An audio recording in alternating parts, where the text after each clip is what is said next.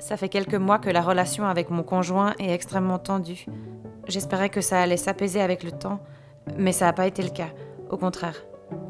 Je voyais peu mes amis, mes proches, je me sentais assez isolée, et j'ai réalisé que j'avais besoin d'une aide extérieure pour lui faire face.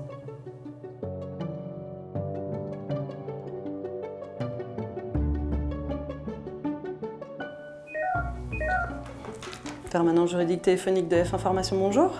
Bonjour, je vous appelle parce que je vis une situation compliquée à la maison.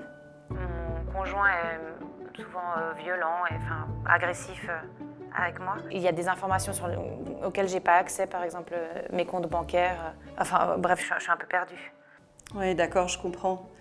Oui, c'est vrai que c'est pas normal ce que vous vivez. Vous avez eu raison d'appeler. On pourrait dire que vous vivez une forme de violence conjugale, comme de la violence psychologique, mais aussi de la violence économique.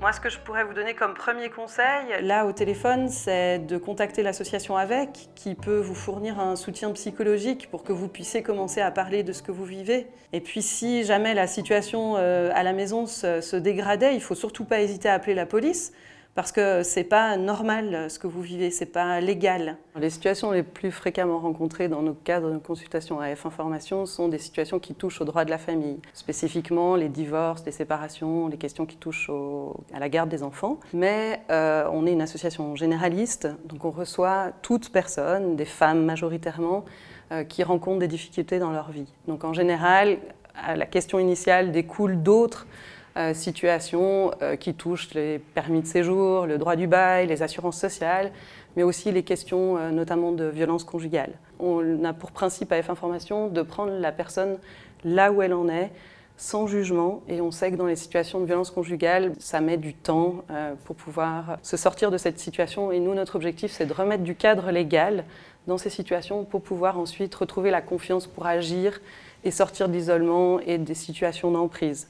On est en cela assez complémentaires des associations comme l'association AVEC qui fait plutôt du soutien psychologique ou le Centre La Vie qui s'occupe plus particulièrement des personnes victimes d'infractions pénales. En fait, je ne veux plus continuer dans cette relation. J'y réfléchis depuis un moment et ça me convient plus en fait. Le mieux, c'est que je vous propose peut-être un rendez-vous ici avec nous pour qu'on puisse un peu analyser votre situation et puis voir quelles sont vos possibilités d'action et puis les conséquences que ça peut avoir. C'était bien d'avoir un premier contact téléphonique rapidement, d'avoir le courage de trouver quelqu'un à qui parler, d'avoir des conseils concrets sur certaines choses. Ouais, me rendre compte aussi que la situation que je vivais n'était pas normale. Il va falloir s'accrocher pour la suite, mais au moins il y a une première étape qui est franchie.